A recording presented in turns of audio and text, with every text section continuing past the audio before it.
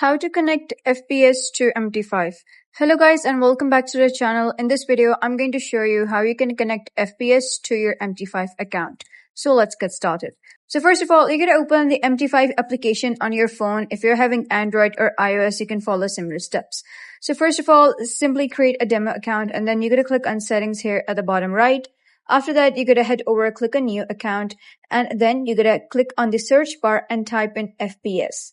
Click on search and you'll be able to see a couple of options. We have FBS markets, FBS trading, intelligent financial markets, and we have TradeStone Limited. So you're going to click on FBS markets or choose whichever you want to.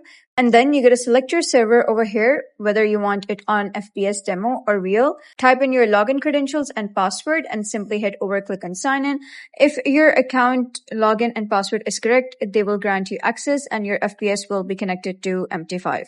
So that is how you can connect FBS to MT5. So if you found this guide helpful, give it a thumbs up and don't forget to subscribe for more helpful tutorials. I'll see you in the next video.